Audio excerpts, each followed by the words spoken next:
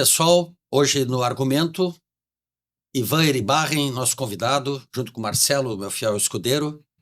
Vamos conversar sobre diversos assuntos ligados ao comércio em Pelotas, principalmente, e, como sempre, tentando trazer coisas positivas para a nossa região.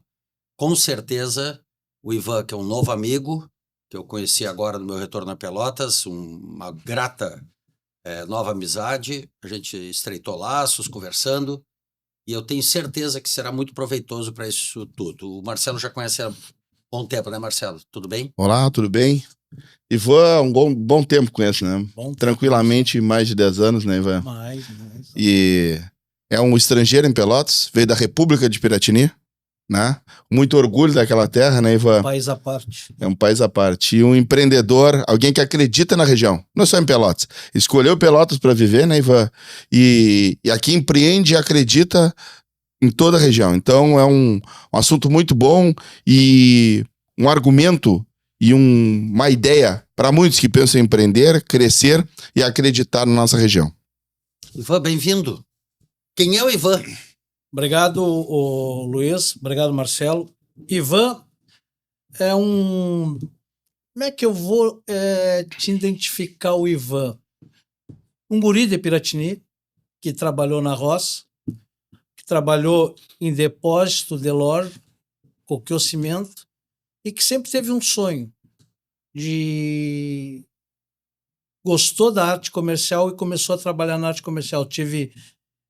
Hoje eu trabalhei por 2 vezes somente na minha vida com CLT e depois parti para carreira solo.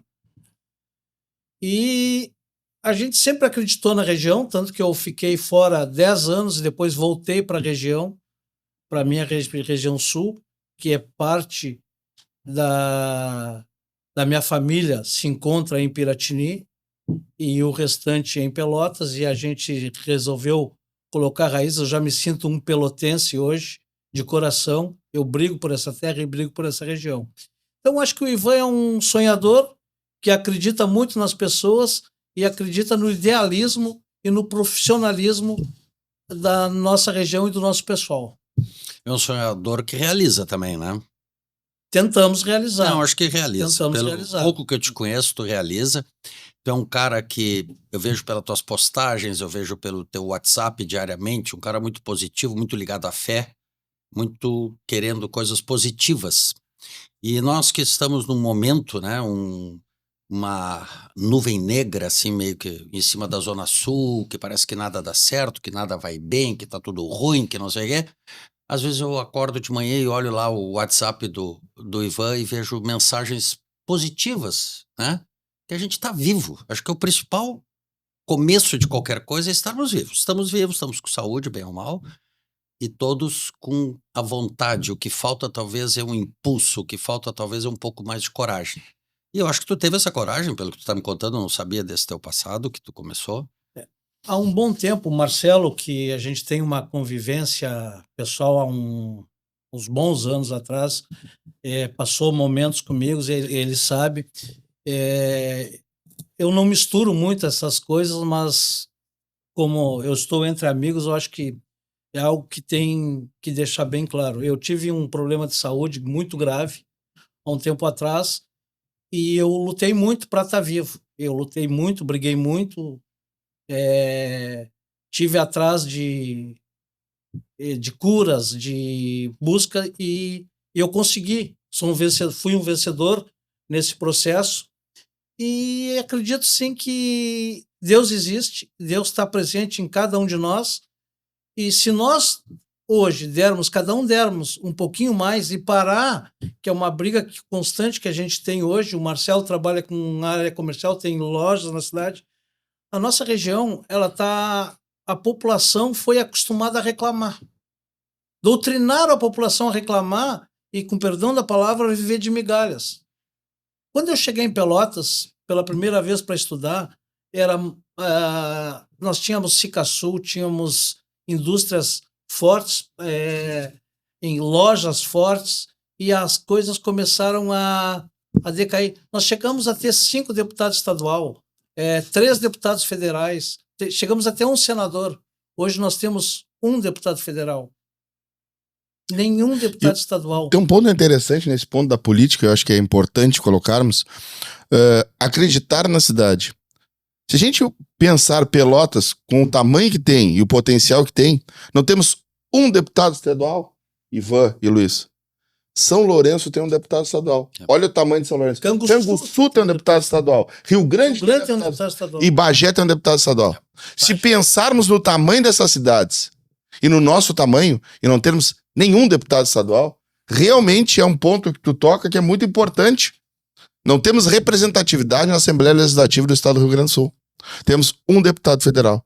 Isso, Pelotas chegou a ter vários, como Lélio Souza, Irajá, juntos. Né? Pegoraram. Vários, 4, 5 deputados federais. Hoje temos um representante na Câmara.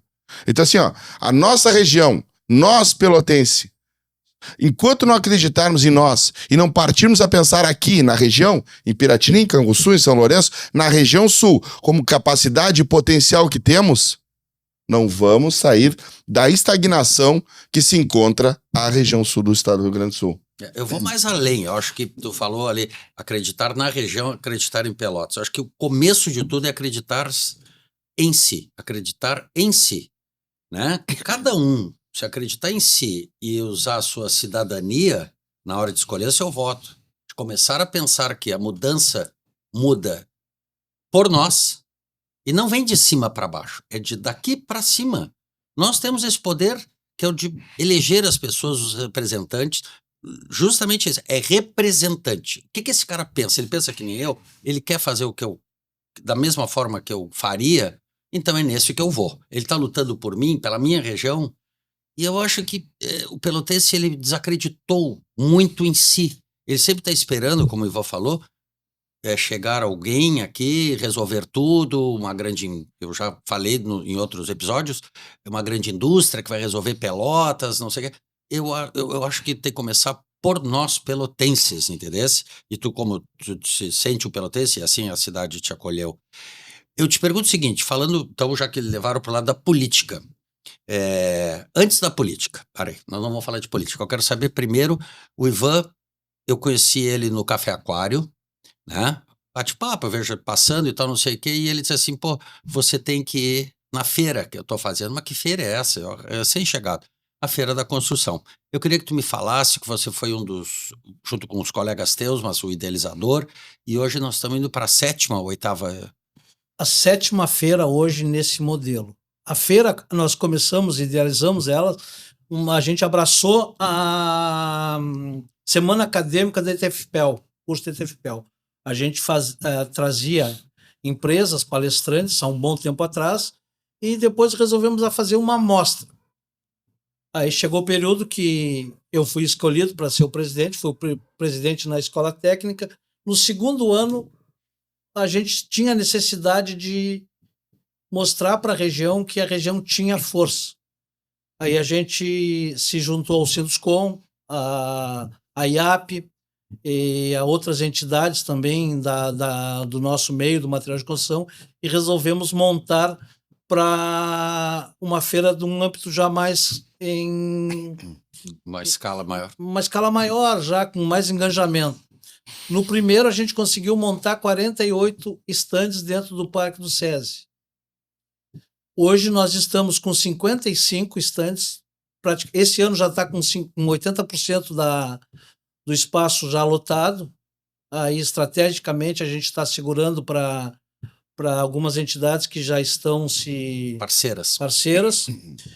E tornou o que tornou, como tu viu aquele dia lá. Hoje a gente tem uma estrutura muito bem estruturada, uma equipe fantástica trabalhando. Os colegas, hoje nós temos mais de 40 representantes colaborando na feira, expondo, mais as indústrias, mais as empresas da construção civil, do Sinduscom também.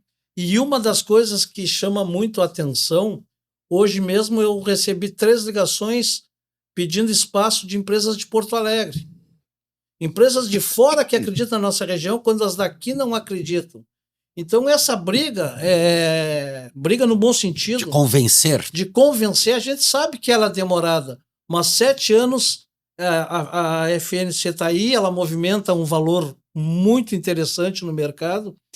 E quem me conhece sabe que eu sempre digo que se nós unidos, nós demoramos mais a adquirir as coisas, se nós estiver separado, brigando que nem caranguejo, vai demorar muito mais ainda. Talvez a gente não vá deixar nada para nossos filhos, para nossos netos, porque eles também vão ter que brigar. Mas se nós unir todas as comunidades hoje, como Associação Comercial, CDL, pessoal de todas as outras entidades, segmentos, próprio a parte agrícola lá, enfim, não vamos mais, eu não vou dar nomes porque daqui a pouco vou esquecer de alguém. Nós vamos ser mais fortes, nós temos que ser mais bairrista. Nós estamos deixando de ser bairrista, nós perdemos aquele amor de lutar pelo amor da nossa cidade hoje. Nós saímos daqui para ir comprar em Porto Alegre. Ok, tudo bem, é negócio, mas pô, vamos valorizar a nossa cidade, vamos dar oportunidade, vamos questionar. E os lojistas também, que o próprio Marcelo sabe que é uma briga constante, o lojista tem que comprar essa ideia, porque nós precisamos melhorar atendimento, nós precisamos melhorar qualidade, trazer o cliente para dentro da loja, valorizar o cliente, porque antigamente se tinha, né, Marcelo, uma ideia, tu está no mercado também quase o mesmo tempo que eu, um pouco mais, porque eu sou mais velho que tu, com certeza, mas antigamente tinha um ditado que dizia que o cliente sempre tem razão. Eu já acredito nisso há muito mais tempo, o cliente tem razão até terminar. Existe do outro lado alguém que paga a conta, que mantém funcionários, que tem uma loja aberta, que também tem, hoje, também tem responsabilidade. Então, nem sempre o direito é só do cliente, o direito é do funcionário, é da loja. O negócio sempre é bom quando ele é bom para três, para o dono da loja, para o cliente e para o vendedor. Porque senão ele não funciona, ninguém consegue se manter em pé sendo um beneficiado só. Sendo um só beneficiado. E o que a gente vê hoje nesse espaço, nesse mercado, principalmente no nosso mercado de material de construção? Eu vejo hoje, e isso não é um mérito de Pelotas, é um mérito da nossa região, muita gente mais preocupada com a loja da esquina do que com a sua loja. Deixa de estar dentro da sua loja, preparando a loja para receber o cliente e fica de olho na loja da esquina. Isso é jogar cliente porta fora. Isso não é trazer cliente, é o velho ditado. O velho dever de casa, né? É o velho dever de casa. Velho dever de casa. Luiz, sabe qual é o percentual, por que se perde cliente? Pesquisa que saiu agora há pouco, não é o Ivan que está inventando, 74%. Era 62%, 63%.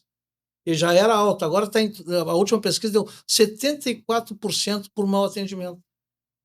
É muito alto, isso é preocupante. É muito alto, 74% é muito alto. Porque morre é 2% ou 3%, porque trocar de loja é muito baixo, por preço é um pouquinho maior, mas o maior perda de venda hoje, perda de clientes, é por mau atendimento. Partindo dentro dessa linha, conhecendo o Ivan, como eu já conheço, o Ivan dá muito treinamento para o pessoal de ponta, né? Cursos, treinamentos, orientações. E qual é o retorno disso? Eu digo assim, ó, em termos de quantidade de pessoas que queiram aprender, que queiram conhecer. Temos essa dificuldade. Dificuldade da falta de mão de obra é um problema enorme hoje em dia. E de pessoas que estejam dedicadas ao seu negócio, ao seu emprego, digamos, que é o principal, né? As pessoas acreditarem lá onde estão, na empresa. Qual é a dificuldade de conseguir mão de obra e pessoas que queiram conhecer e aprender? Esse aí, Marcelo, é um processo que a gente está tendo uma dificuldade muito grande. Eu acredito que isso aí seja no geral, não só no setor do material de construção, mas em todo o setor, porque não querendo misturar política e não tendo ideologias políticas, porque isso aí vem há muito tempo. Quem deveria dar esse impulso todo para o empregador seria os governos, seria o setor público. E o setor público hoje ele desanima qualquer investidor, qualquer empreendedor, porque é muito caro no Brasil tu ter uma loja hoje. É muito caro no Brasil tu ter um funcionário. O governo ele te cobra muito caro para isso e não te dá incentivo. Então o que a gente para e se depara às vezes? A gente quer fazer treinamento, vai na loja. Aí nós temos um problema com o lojista. Depois do horário, tem que pagar hora extra. Hora extra se paga dobrado. Tem que pagar muitas e muitas coisas para o pessoal ficar. No período da loja aberta, tu não pode, às vezes, envolver. Não dá para generalizar. Mas eu vejo hoje que se o setor público, os governos, investissem mais no empreendedor, com certeza a nossa economia daria um boom fantástico, porque gente que queira trabalhar tem, claro que tem gente que não quer, que aí isso aí tu tem que abandonar, mas tem muita gente que quer trabalhar, mas não está tendo oportunidade de se profissionalizar. Mas tem interesse? Infelizmente, muita gente hoje não dá, mas tem gente que tem, mas a maioria não tem. Por quê? Porque nós entramos num espaço que o setor acha que ele dá uma gorjeta, desculpa a expressão da palavra, de bolsa lá, Bolsa Família, bolsa aquilo, que tu não tem que trabalhar. Muita gente chega, esses dias eu estava numa loja que a gente está fazendo uma consultoria e chegou um rapaz, uma qualidade boa, tudo, mas ele queria trabalhar sem carteira assinada porque ele estava entrando no seguro-desemprego. Então nós temos que mudar a cultura. Na verdade, hoje o Brasil, particularmente falando, eu acho que eu não tenho dúvida do que eu estou dizendo, o Brasil penaliza quem trabalha e quem empreende com impostos. E a carga tributária é pesada do Brasil. E premia quem não trabalha com benesses e bolsas e todo tipo de benefício que o governo possa dar. Então assim, quem trabalha hoje no Brasil, quem empreende e trabalha, é simplesmente penalizado. Fora isso, a cultura da especulação no Brasil, que é quem mais ganha. Principalmente os bancos. A gente sabe que quem mais ganha no Brasil não é especulador. E eu divido muito bem a questão do empreendedor. O empreendedor que tem empresa, que gera emprego e negócios, e os bancos especuladores. São duas leituras muito distantes. Então a economia no Brasil ela é vista muito mais beneficiando o especulador do que o empreendedor. E agora, com essa gestão que estamos vivendo no Brasil, cada vez mais a quem não trabalha, a quem vive do ócio. Eu sou da... E é todo mundo, acho, né? Inclusive quem é beneficiado sabe disso. Que isso, ele, no momento pode ser bom, em algum momento da vida desse cidadão, desse desempregado, desse cara que na verdade ele é um desempregado, mas ele é um desempregado que não busca um emprego. Claro que temos uma parcela, evidentemente que tem uma parcela que busca um emprego e não consegue. Por falta de qualificação, talvez por falta da profissão dele já não ser mais, o que ele sabe fazer talvez não tenha mais a colocação, mas eu fico preocupado com a falta de interesse, entendeu? Da pessoa se qualificar. Eu me lembro quando garoto, eu queria trabalhar num banco, eu comecei a trabalhar com 16 anos no Banco Sul Brasileiro. Eu precisava saber datilografia. O banco não me dava curso. Eu tinha que ir atrás do curso, pedir para o pai, consegue um curso, não sei o quê. Na verdade, eu nunca fiz, eu nunca soube bater máquina, eu sou um horror. Mas a gente tinha o interesse disso. O que eu vejo hoje é que muito pouca gente tem esse interesse. E quando tem esse interesse, ele perde o incentivo porque ele vê do lado um cara que nunca fez nada obtendo mais benefícios do que o cara que se sacrifica, fazendo um curso, levantando de manhã cedo para o trabalho, porque é um trabalho formiguinha. Realmente o cara ganhar um salário mínimo hoje é complicado para viver, mas é onde começa, né?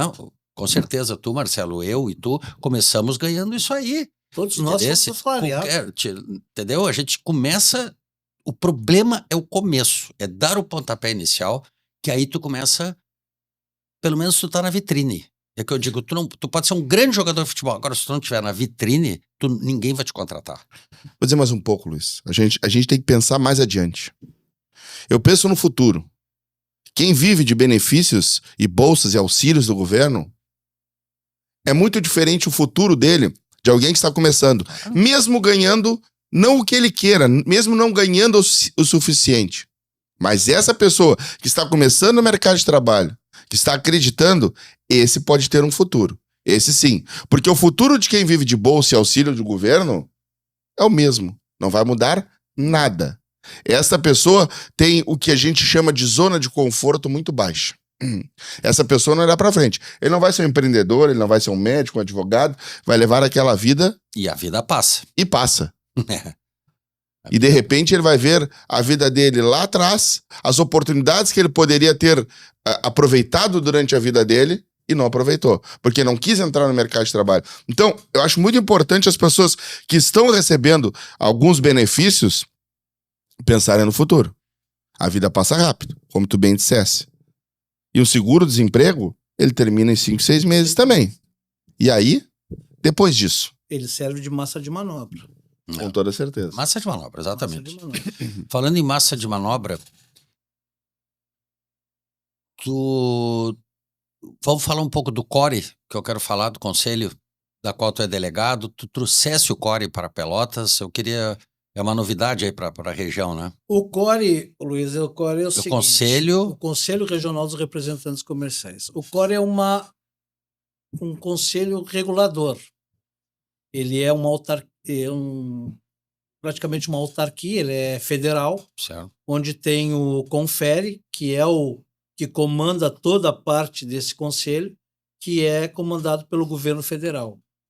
Então, ele regula, ele cobra a anuidade de todos os representantes comerciais e ele não consegue hoje, o CORE não consegue, porque muitos colegas, muitos representantes, eles acham que o CORE, todo mundo reclamava, todos que foram representantes, por que eu pago pago isso se não me dá nada? Não tenho um plano de saúde, eu não tenho direito de comprar um carro. O CORE não pode fornecer nada. Nada, nada, nada. Ele só tem a obrigação e o dever de conferir, porque na Constituição está lá que existe esse conselho regulador e ele se detém a isso. O que a gente conseguiu hoje no estado do Rio Grande do Sul? A gente tem uma associação, que é a Arcosul, e o CORE é uma administração eleita pelos representantes comerciais. A gente começou a mudar. E essa nova diretoria que está nesse momento, que é o Roberto Salvo, que é o presidente, e o Valdecir, que é o nosso vice-presidente. Para o Rio Grande do Sul. Do Rio Grande do Sul. Eles, quando me chamaram para assumir a delegacia da região, eu disse, cara, olha assim, a gente tem que ir um trabalho muito forte, eu sei que a ideia de vocês é boa, a gente tem que tirar essa ideia que o CORE só taxa. Então, o primeiro caminho que a gente conseguiu foi trazer para Pelotas a sede do CORE. Nós estamos hoje ali na 7 de setembro, tem um funcionário do CORE, para ter uma ideia, o funcionário em breve terá concurso, porque hoje a gente contratou, mas em breve será um concurso. Onde a gente está oferecendo para todo representante comercial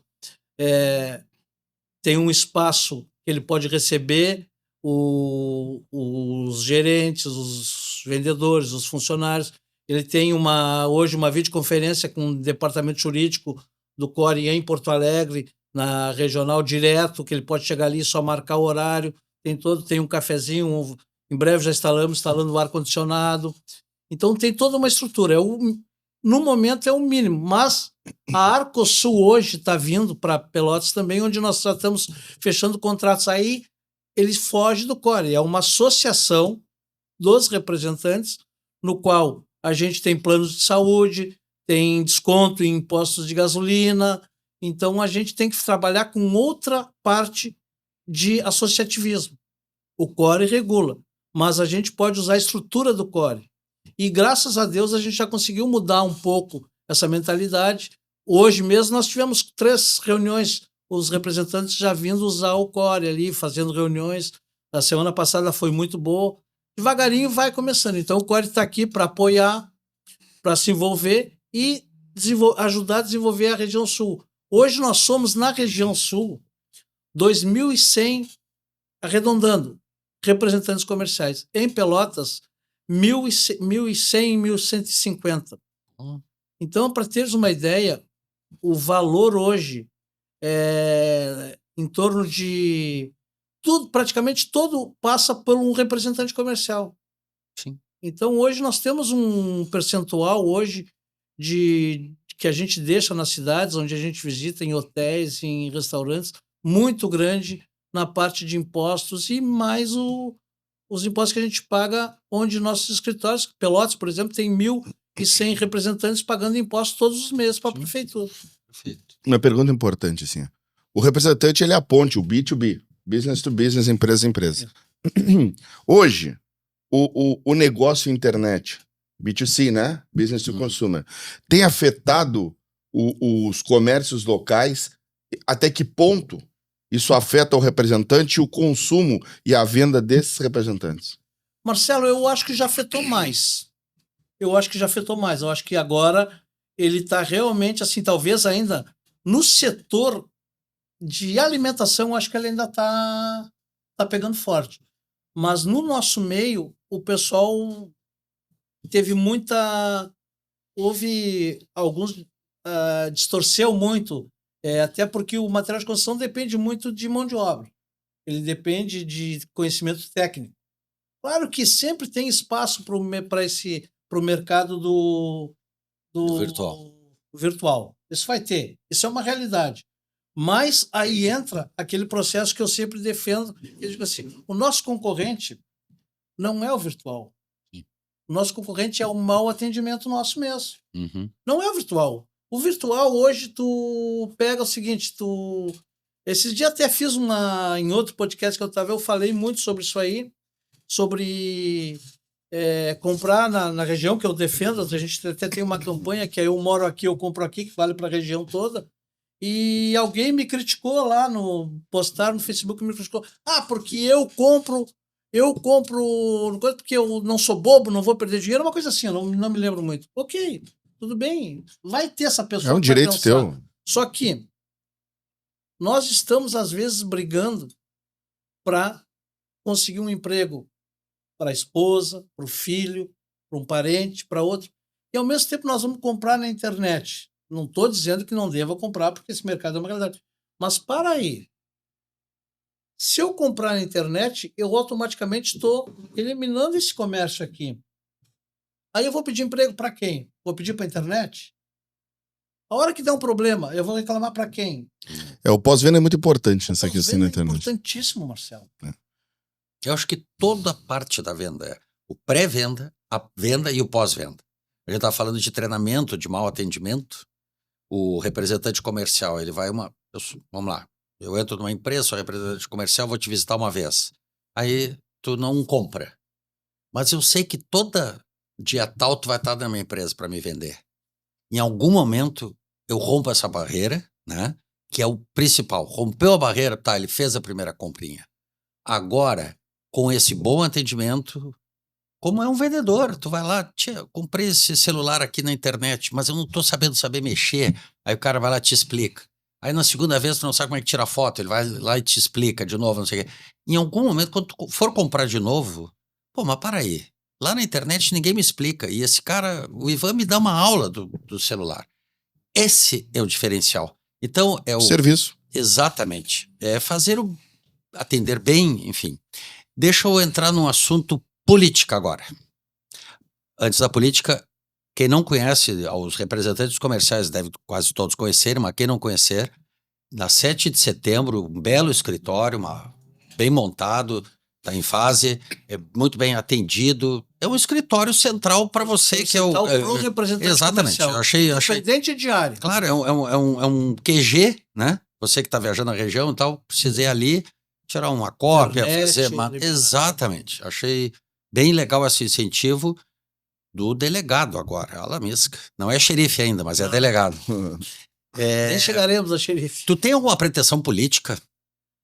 Sim, eu adoro política. Nunca escondi que eu adoro política, mas eu não tenho pretensão política. Nenhuma? No momento, não. Mas tem lado político? Tem. E não escondo de ninguém. Eu sou direita, não sou radical, mas defendo o idealismo do progressismo, do progressista, da direita e do luto pelas classes produtivas.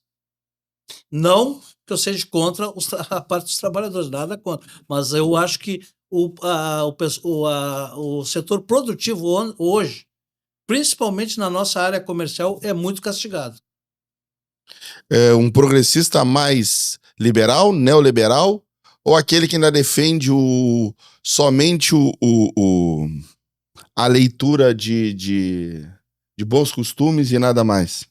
Não, eu me considero um direitista liberal. Liberal. Eu acho que a própria esquerda, tá? A própria esquerda tem processos bons, a direita tem processos bons, o radicalismo, tanto da esquerda, não vejo com bons olhos, da direita também não vejo com bons olhos, eu enxergo, Ivan, particular, que hoje, no Brasil, não existe uma política de Estado. Existe uma política partidária. Política de governo. Política de governo. Não existe. O que o meu antecessor fez, eu destruo tudo. E faço. Tá, mas isso é só neste governo, que agora de esquerda, ou tu acha que é de qualquer governo que entra? Que faz isso aí? Que eu passei, para mim, sempre foram. Não vou... Perfeito. Não é nesse governo, eu acho que é geral. Isso é uma coisa... Eu venho de uma cidade pequena, onde a política é muito mais acirrada do que a gente acompanha mais, e pela primeira vez a gente vê uma política de coalizão, de unir, fazer, de estudar e não cortar o que os outros fizeram.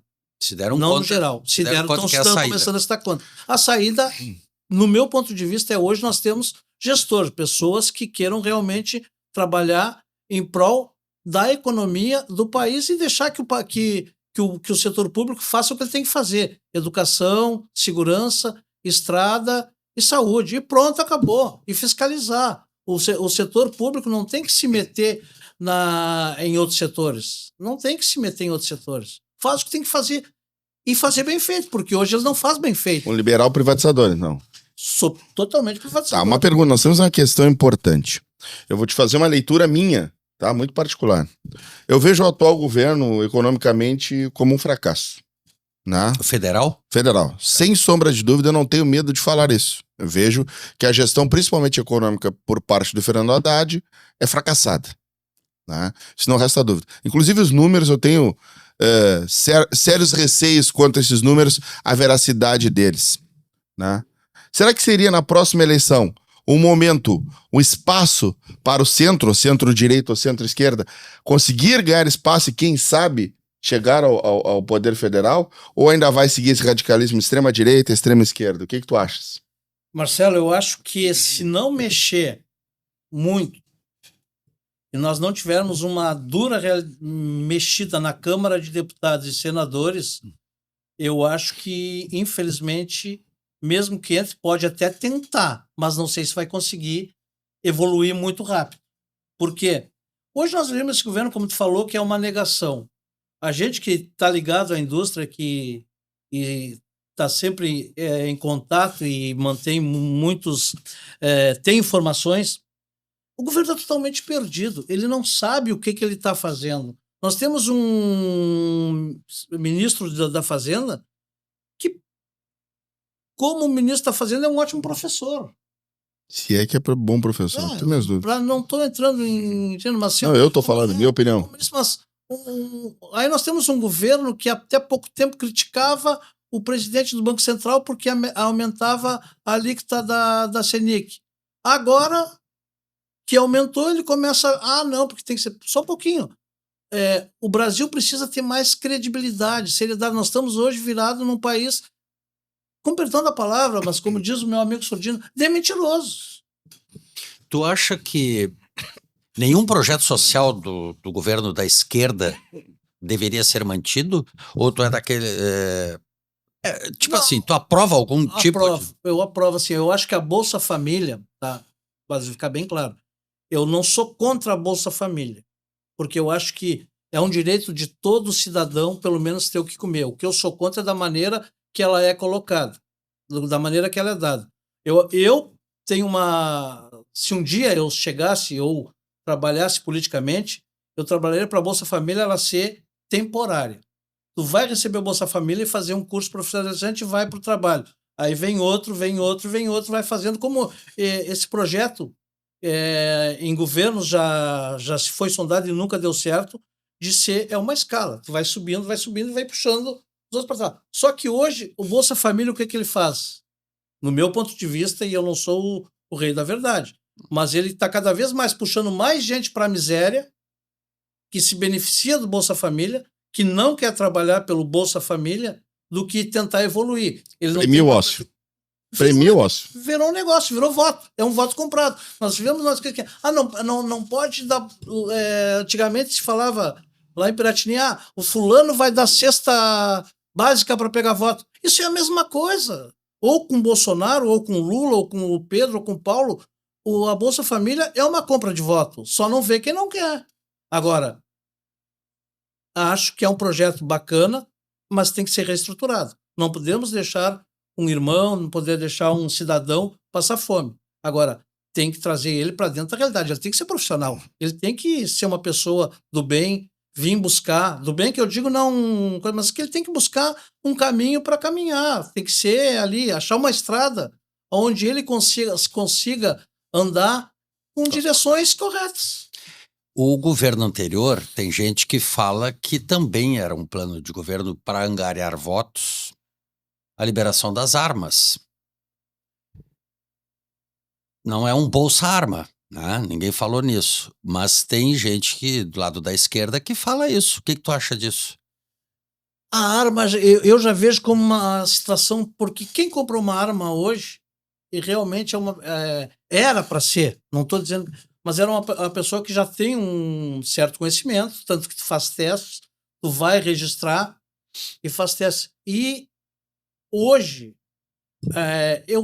se tu me disser que a arma, nós tivemos um processo no governo passado a favor da arma que diminuiu muito a criminalidade.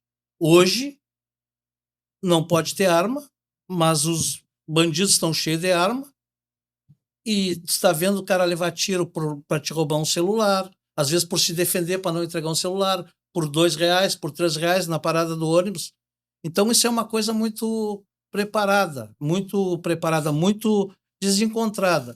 Eu sou a favor da arma liberada no sentido de, com todo o contexto. O Marcelo quer fazer, o Luiz quer fazer, vai lá, tem que fazer todo um teste, todo um processo, vai comprar. Agora, claro que é um risco, mas o governo não te dá segurança. Quem é que te dá segurança hoje?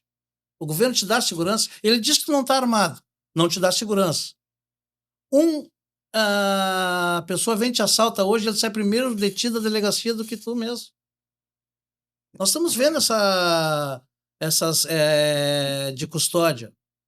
O pessoal está solto no mesmo dia, às vezes matou e está solto no mesmo dia. Um traficante é solto no mesmo dia. Ivan, o que que tu acha das condenações do 8 de janeiro?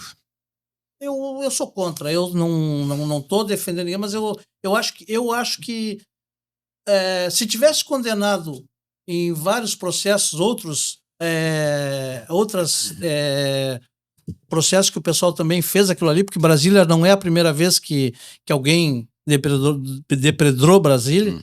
Eu acho que a política é totalmente político. Totalmente político.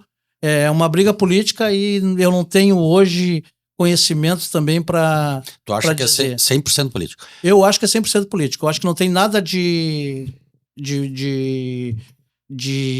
Constituição ali, não. De justiça. De justiça eu acho que não tem. Mas não tenho esse conhecimento também da Constituição total, 100%. Não li, não posso me... Essa é uma posição minha. Perfeito. Então tu acha que talvez a dosimetria está errada ou já no início da coisa está toda errada? Porque... Bom, vamos lá, eu vou dar minha opinião. Eu acho que, atualmente, tem coisas erradas, teve coisas erradas. Nós nunca podemos perder a esperança na justiça, porque aí eu acho que nós estamos no fundo do poço. Mas eu acho que eu vejo nessas condenações, a dosimetria principalmente, que é aí que eu acho que está o erro do judiciário brasileiro, que se torne de exemplo, para você nunca mais tentar fazer isso. Eu acho que aí, eu queria estar na cabeça desses juízes lá que julgam essas ações, porque eu acho que é por aí. É tipo assim, para nunca mais tu tentar, para nós abafarmos isso aqui e não termos mais isso. Mas aí eu te pergunto, para encerrar esse assunto mais polêmico, eu adoro a polêmica, mas tu é a favor ou contra o voto impresso? A voto de urna, aliás. Olha, quanto ao voto, eu acho que ele não tem por que ser impresso. Tu acredita então, né? Eu acredito no sistema, porque até hoje todos que estão lá foram eleitos pelo voto normal. Isso aí eu acho que é uma bobagem de querer imprimir voto. Se houver, que eu também não acredito, alguma transformação, com voto impresso ou sem voto impresso vai ter da mesma forma. Mas para não polemizar mais e não entrar nesse detalhe, eu penso que é o seguinte, eu acho que nós estamos perdendo tempo e já vou, quando o Marcelo, nós estava falando ali, se é para condenar o pessoal do dia 8, já condene de uma vez. Nós estamos perdendo muito tempo lá, nós estamos há 4 anos brigando isso aí, ninguém decide nada. Fica naquela ali, papai, e o Brasil está parado. Exatamente. O Brasil não cresce, nós estamos deixando de tratar assuntos de importação, de exportação, é uma briga do agro, uma briga do setor industrial, e não se desenvolve, é uma briga de bolsonarista com lulista, e o país está parado. Para nós queremos investir, a gente foi abrir uma fábrica agora, foi fazer uma fábrica, nova fábrica, a minha empresa foi abrir uma fábrica, levou 1 mês, 2 meses para conseguir liberação com um setor de IBAMA lá, porque é muita burocracia. Então, eu acho que se todos se unissem, executivo, judiciário, legislativo, se tem que condenar o Ivan, tem que condenar o Luiz lá pelo que está errado, está na Constituição, condena, deixa ele se defender depois e pronto, vai. Mas estão dando muita ênfase e para o país e fica todo mundo parando, olhando, que nem futebol, a hora que tem uma Copa do Mundo, o mundo para. Mas tu não acha que muito mais essa paralisia tem a ver com a falta de ação e abordagem correta do governo, principalmente no que tange o problema econômico? Uma leitura, eu diria que muito mais do que as brigas políticas, a questão econômica tem sido muito fundamental. Porque se pensarmos assim, o governo Temer, Michel Temer, tinha 2% de aprovação. Apenas 2%. Mas a economia, ele corrigiu a economia, ela passou a andar bem. Então assim, a economia indo bem, qualquer um se mantém no governo. Imagina, 98% de reprovação. Michel, Miguel, Lulia, Temer. 98% de reprovação. Apenas 2% de aprovação. E se manteve no governo e saiu com bons números. E saiu aprovado, entre aspas. A gestão econômica do Temer foi aprovada. E é importante, né? Não, sem nenhuma condenação até agora. Não, sem nenhuma condenação. E eu digo mais, na minha visão, depois do primeiro governo Lula, que economicamente foi um bom governo... Muito bom. Se perdeu agora. Não, agora péssimo. Depois dele, o melhor governo que esteve, na minha visão muito particular, foi do Michel Temer. Foi o que mais conseguiu organizar a economia. E uma leitura quase que de centro-direita, mas é de outra forma. Então assim, o mercado exige pessoas que conheçam do métier. Eu não posso pensar que alguém que não é médico vai fazer uma cirurgia.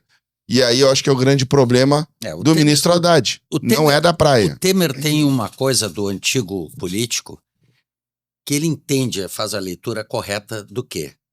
Nós, no nosso sistema de governo, tem que trabalhar com o Congresso e ponto final. Porque é um governo semi-presidencialista. O Bolsonaro tentou bater de frente com o Congresso, se deu mal. O Lula agora perdeu o Congresso, está se dando muito mal. Pode se dar mais. Isso é histórico. Ou seja, nós vivemos num país de conchavos. E se eu não faço um conchavo de acordos, de trocas, e se eu bater de frente, isso serve, né? Infelizmente. Mas Luiz, tu morou nos Estados Unidos. Tu morou nos Estados Unidos. E o lobby dentro do Congresso americano é algo normal. A gente sabe que o lobby é normal. Né? Então, isso é uma bobagem, uma hipocrisia do brasileiro achar que o lobby não deve acontecer. Não, tudo bem. Nos Estados Unidos é legalizado. Não vou ser hipócrita. Perfeito. Tem os lobistas que trabalham dentro do Congresso americano, isso é normal. Mas Aí no Brasil alguém fazendo lobby, então assim, o lobby ele faz parte da política. O problema é que no Brasil não tem uma transparência. Tudo bem, perfeito. Se tiver transparência é crime. Para isso. Não, mas lá o lobby também não é tão transparente, mas acontece. Acontece, não sejamos hipócritas. É necessário o lobby. E o Temer sabe fazer esse lobby dentro do Congresso. Porque ele viveu anos dentro do Congresso. Ele conhece muito bem aquele meio. Macaco velho. Enquanto os outros não têm esse know-how. 2 anos ele fez o Brasil andar. Claro que fez. Claro que fez. E aí, Então, peraí, só um pouquinho. É Temer para presidente na próxima? Segundo vocês dois, já vão lançar a candidatura. Não. Não, nem tanto. Eu quero saber o seguinte, para encerrar... Para encerrar essa política, eu vou dizer o seguinte, por que eu digo e brigo sempre que nós temos que ter deputados da nossa região, estadual e federal? Por quê? Pode ser lobby, pode ser... Mas aí às vezes o pessoal me critica porque o fulano lá, esse dia alguém me disse, eu falei de um deputado que o fulano ajuda muito mais a minha cidade do que... Sim, claro, cara, mas ele vai ajudar. Eu não estou dizendo, criticando, mas de 100% ele vai trazer 50%, vai trazer 10% para cá, ou 5%. Os 95% vai para a base eleitoral dele. Nós perdemos aqui, nós ficamos 5 daqui, 5 dali. Teve deputados federais que botaram mais de 100 mil votos aqui na nossa região geral e nunca tiveram aqui na região, ou uma vez ou duas. Esse ponto eu acho importante. Vamos falar um pouquinho para quem está nos assistindo. Vamos imaginar juntos. Vocês acreditam que um deputado federal de Caxias vai trazer grandes recursos para Pelotas? Então veja e procure a quantidade de recursos que foram trazidos em emenda parlamentar pelo nosso deputado. Pensemos que se tivéssemos 4 deputados federais, quanto mais poderíamos trazer de recursos? Então, na hora de votar, pense no deputado de Pelotas e da região. Vote num deputado nosso, porque ele, sim, trará recursos para asfaltar ruas, para construir hospital de pronto-socorro, para construir UPA. Esse é o deputado que pode trazer recursos para nós. Perfeito. O que tu acha, vamos agora, já que falaram tanto dos Estados Unidos, do Trump. Primeiro mandato de Trump e agora a segunda vez que ele retornou. Tu não acha que ele está perdendo um pouco a mão? Eu acho que ele está muito radical dessa vez. Eu acho que ele está... Mas tem uma coisa que, se parar e pensar, eu não sei se ele está perdendo a mão ou perderam a mão e ele está tentando recuperar os Estados Unidos. Porque eu acho que nós perdemos muito, no geral, assim, o mundo se perdeu muito para mão de obra. A gente se fala muito aqui, eu questiono muito isso, escravidão. Qualquer coisa é serviço escravo. Pega aqui, é serviço escravo. Não existe aquele mau empresário que escraviza e não existe uma fiscalização correta e um incentivo do governo para o empresário contratar corretamente. Só que nós fomos comprados de um país que totalmente a mão é escrava. Se nós não mexermos em alguma coisa interna, nós vamos seguir só sendo atendido por produtos importados da China, de outros países que mão de obra é escrava. Então, eu não posso te dizer que ele... eu não concordo com 100%, mas tem algumas coisas que eu acho que teria que ser feito lá nos Estados Unidos realmente. Teria que dar uma brecada. Agora, eu acho que tem muitas coisas que ele está se perdendo. Acho que ele está se metendo em coisas que talvez os Estados Unidos poderia ficar neutro às vezes e deixar acontecer para... É difícil os Estados Unidos ficar neutro em alguma coisa. É a posição tu acha que atualmente tem algum político, eleito ou não em Pelotas, do Legislativo, enfim, mas antigos políticos que poderiam estar fazendo esse lobby por Pelotas e região, na capital? Eu digo capital do estado, não vamos nem no federal ainda. Eu não enxergo. Não enxergo Marcelo? mesmo. Não vejo, não consigo ver. Não consigo enxergar. Infelizmente, não consigo enxergar. Não tem. Eu diria mais.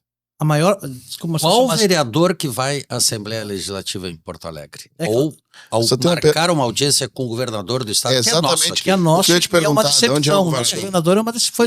Eu não estou falando dele politicamente, mas como pelotense é uma decepção como pelotense. Para mim, o governador foi uma decepção como pelotense, porque em maneira nenhuma o governador olhou para a nossa região.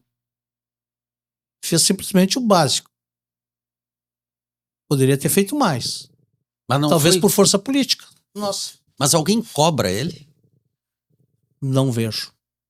Tirando as urnas, quem que cobraria ele hoje? Nós temos hoje, é complicado, nós temos um deputado aqui, um deputado em Bagé e um deputado em Rio Grande. Rio Grande é o maior minifúndio da região, né? Eu não sei, eu acho que eu não peguei... Rio Grande não, perdão, Canguçu. E Canguçu vai fazer um deputado de novo. Pode escrever, vai fazer mais um. Eu acho que volta aquele assunto que nós temos que se unir, né?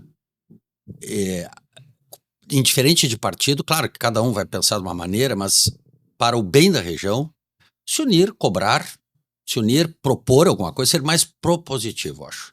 Acho que nós aceitamos de tudo e fica sempre essa ladainha que nós temos que eleger alguém daqui, que é um absurdo, que nós tínhamos indústria e não tem mais, que nós dependemos disso. Ponto. Pelotas vive hoje comércio, serviço e Universidade Federal. Acabou. Não imaginem que vai vir uma grande indústria, isso eu digo todos os dias. Aliás, grandes indústrias para o Brasil talvez não venham. Entendesse? Não, mas se nós dermos incentivos... Toda a campanha para prefeito, eu acompanhei um pouco da campanha para prefeito aqui, quando eu estava chegando, é a mesma coisa, que nós temos que incentivar o turismo, temos que trazer uma indústria, temos que gerar emprego. A minha pergunta sempre foi, né? Lá no Cleiton Rocha, no 13 Horas, sempre foi. Eu não quero saber o que tu vai fazer, eu quero saber como que tu vai fazer. E ninguém fala como fazer. Que é o mais importante, a execução de um plano. O plano... Hoje eu conversando com um amigo aqui do estúdio, o Giacomo, eu disse para ele, nós já passamos da época do plano, do planejamento. Nós temos que entrar na execução, entendeu? Nós temos uma sangria, nós temos uma fratura exposta que tem que ser consertada. Esse é o meu medo, que as pessoas não estão caindo numa realidade, um choque de realidade. E eu acho assim, Pelotas caiu numa letargia, talvez, não de reclamação. Isso nós somos campeões em reclamar, em criticar, tá tudo ruim, tá tudo porcaria, abriu, mas vai fechar, esse cara não vai durar. Se vitimizar. Se vitimizar. Se vitimizar, exatamente, nós somos sempre, nós não somos assim, nós não temos isso porque nós não temos 2 deputados. Nós não temos isso porque a nossa Câmara de Vereadores é fraca, não sei o quê. Para aí, volta. Quem é que botou a Câmara de Vereadores lá? Fomos nós. Foi nós mesmos. Quem é que votou só num deputado? Fomos nós. Quem é que fechou a indústria aqui? Fomos nós. Então, isso é muito... Nós temos que parar e para pensar. Nós, como cidadão pelotense, temos o poder e é o único poder. Não tem outro poder, é só eu botar menos lixo na rua, é eu saber votar, é eu me interessar por política, não dizer que política é uma porcaria. A política está uma porcaria. Está uma porcaria. A política Isso é muito diferente. A política é maravilhosa. A política é muito, né? É bela de se ver. É bela. E nós praticamos política, por mais apolítico que sejamos, nós praticamos política dentro da escola, dentro da família, dentro do círculo de amigos. Então, eu acho o seguinte... Fico feliz que tu não é um radical, porque eu fiquei até com medo que tu ia apoiar o Trump, em sua totalidade, que acho que apoia em parte, isso é muito bom. É sinal que tu tem um bom discernimento, como um bom delegado. O Trump perde apoiadores diariamente, né? Elon Musk tem risco de ser deportado, né? Segundo novas notícias, Trump pensa na hipótese de deportar Elon Musk. Imagina só, né? Eu vejo uma similaridade meio... Piratini aceita ele. É meio característico do radical, né? Ou tu é meu amigo, ou tu é muito meu inimigo. Mas a gente tem isso aqui. Vira a chave assim, exatamente. É só... Ou tu é PT ou tu é Bolsonaro. Exatamente. Tu não pode ter uma opinião diferente. Exatamente. A gente tem um outro assunto polêmico, Ivan, que eu preciso saber a opinião dele. Vamos lá. Muito importante. O Ivan, não sei se tu sabe, era conselheiro do Grêmio Esportivo Brasil. Mas é Pelotas atualmente. Não digo. Fiquei sabendo. E eu quero que o Ivan me comente o que ele pensa das últimas e atual gestão do Grêmio Esportivo Brasil. Tá, então vamos começar, até vai vir no mesmo encontro que eu ia falar agora. Eu tenho estudado e tenho acompanhado, até tenho tido a oportunidade de ter algumas palestras e ter acompanhado muito na região em São Paulo sobre empresas familiares. E aí é o seguinte, a gente acha que empresa familiar, e geralmente é incrível. Eu fiz esse celular aqui, para mim, ele é o melhor celular do mundo, e eu vou lá, e quando eu vou passar pro Luiz para trabalhar, o Luiz começa a inovar, e eu disse, não, mas fui eu que criei, tem que ser isso aqui, tem que ser dessa forma. Por ser uma empresa familiar, tu não pode proibir ela de crescer porque tu é o dono dela. Ou tu sai fora, ou tira aquela pessoa que está te atrapalhando da família e coloca gente competente para trabalhar, gente competente, paga um salário lá, sei lá, dá uma diretoria para tua esposa, para o teu filho que estão se metendo, ou tu mesmo sai fora e bota alguém e deixa a empresa que o negócio é bom continuar. É o que eu ia falar na nossa prefeitura hoje, o nosso povo vota em tradicional, famílias tradicionais antigas, quando nós temos gente novas aí que tentando se aproximar só porque não tem um sobrenome, não tem uma tradição na política. O gestor não precisa ser político. Mas o político que está lá na prefeitura ou no coisa tem que ser um bom gestor. Agora, hoje, para te ser advogado, tem que estudar, para te ser médico, tem que estudar, para te ser representante, tem que ter um conselho, para ser vereador ou para ser deputado, então não precisa ter nada. Só tem que ter voto, tem que ter uma garganta para buscar voz. E o Brasil? Agora vamos chegar. Para mim, o Brasil é que nem eu tenho visto lá, e eu saía, larguei um pouco para não polemizar, só torço, fico olhando, pago, vou para arquibancada olhar, porque parece uma empresa familiar. Mal gerida.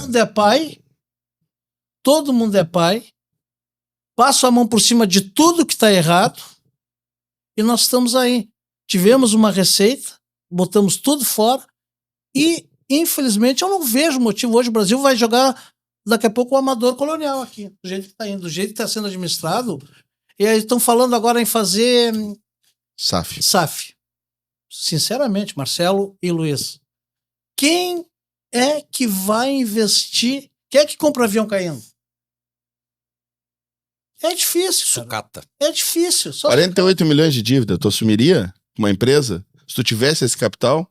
Eu não assumiria a despesa, mas eu acho que o Brasil hoje, se tiver um gestor que entrar lá para dentro e tirar os paradigmas que tem lá dentro e olhar como empresa, vai levar um tempo, mas teria que ter o apoio. Teria que ter um apoio, eu digo, de gestão.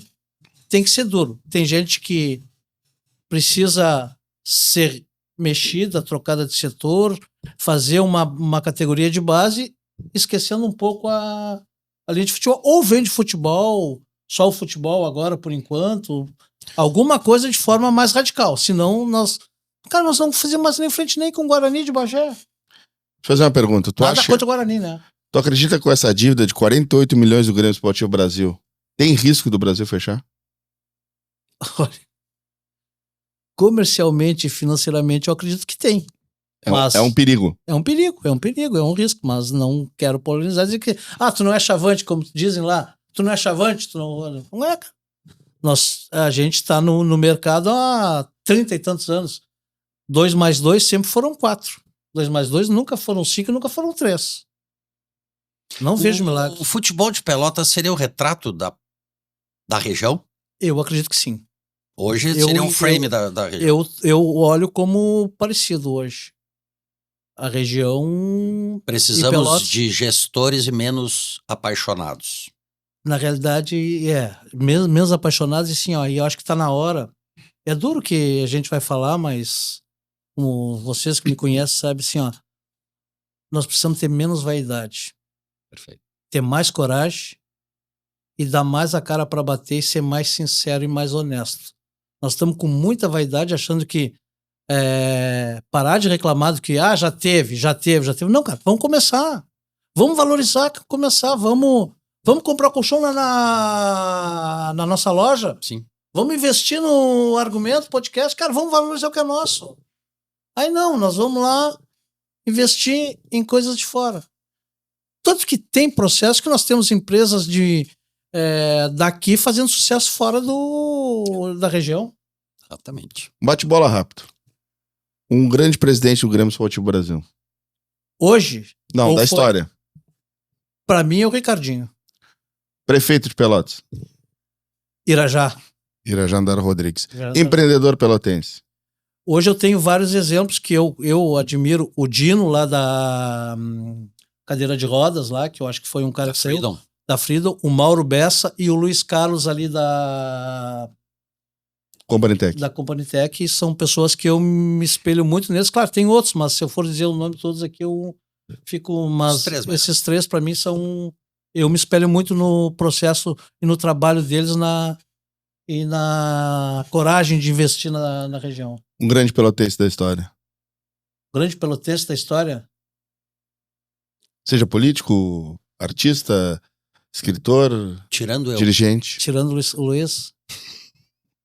Eu acho que nós temos dois grandes pelotenses que eu vejo hoje, ou três, na realidade, que eu acho que levaram o nome na questão cultural de Pelotas para fora. Cleide Cledir e Vitor Ramil. E agora o mais importante, um grande piratinense. Um grande piratinense, Cristiano Quevedo. Cristiano Quevedo. Se tu pudesse restabelecer alguma coisa na tua vida, voltar no tempo e refazer de outra forma, não da mesma forma, teria alguma coisa ou não? Eu acho que eu teria ficado mais perto do meu pai e da minha mãe. Teria... O tempo que eu saí para trabalhar, fiquei muito longe deles, eu acho que eu teria ficado mais tempo perto deles. Porque a experiência e tudo que eu tenho hoje eu devo a eles, à minha família. Pai, minha mãe, minha madrinha, minha tia, que me criaram, e meus irmãos. Eu teria ficado mais tempo com eles, eu perdi, não, modo de dizer, eu fui buscar fora, eu fiquei uns 12 anos muito distante deles, não distante de corpo, mas de coração presente sempre, então eu teria ficado mais tempo com eles. Eles não vivem mais? Não vivem mais, já estão no Oriente Eterno. Se tu tivesse como mandar uma frase pro teu pai agora, o que tu mandaria para eles dois, pros pais? Que eu consegui vencer o meu problema de saúde, muito mérito deles também, e lutar para cuidar deles. Quando eu tive a necessidade de cuidar, se precisar de mim, eu estava do lado deles. Que eu tenho orgulho deles. Marcelo, considerações finais. Um grande programa, uma presença espetacular e uma grande lição de vida para as pessoas da região. Acreditar, fazer uma feira na região, uma região que se diz com poucas oportunidades, as oportunidades existem, e é um privilégio conhecer o Ivan há muito tempo. Eu não conheci no Café Aquário, conheci na Padaria Ver, né? Mais de muito tempo, e é um cara, um homem do justo. Vamos ter que levar ele lá pra Padaria Ver também, né? Ivan? Eu só... Fala para aquela câmera ali. Eu agradeço realmente a presença, Luiz, Marcelo, ao Argumento Podcast.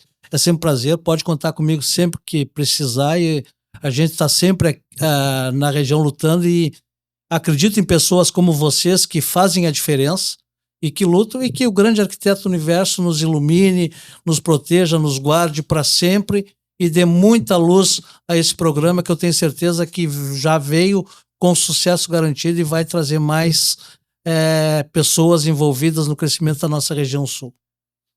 Obrigado, Ivan. Obrigado pela tua presença, pelo teu tempo, principalmente, dedicado ao argumento, e pelos teus argumentos.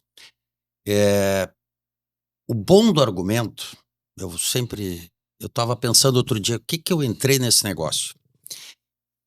O que está sendo grato para mim? É conhecer melhor as pessoas.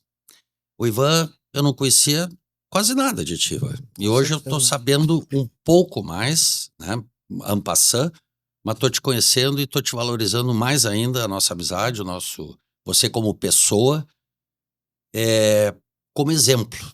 Acho que todas as pessoas têm um exemplo para dar. Hoje tu deixaste o teu depoimento aqui, eu te agradeço de coração. Eu, Luiz, não só o nome do argumento, mas eu como pessoalmente, Luiz, te agradeço pelas dificuldades que tu enfrentou, por ter abdicado do convívio com teus pais e fosse para a vida e vencesse. Com certeza tu é um vencedor. Não só no lado de saúde, mas como pessoa. Que bom que tu veio aqui. que bom que tu compartilhasse isso conosco. E eu tenho certeza, né, Marcelo, que tu vai inspirar muitas pessoas. E isso é muito legal. Como me inspira com tuas mensagens no WhatsApp. Não esquece nunca. Eu agradeço imensamente mais uma vez. Desculpam qualquer coisa e sigam as redes, por favor. E na próxima, que ficou muito assunto, nós vamos falar um pouco mais do CORE. Ele prometeu trazer o presidente do CORE do Rio Grande do Sul. Tava me ligando aqui. Exatamente. E aí vai ser uma presença que nós vamos levar mais para o lado do CORE. Hoje foi um bate-papo de abertura de um bom relacionamento que a gente vai ter daqui para frente, tá bom? Obrigado, até a próxima.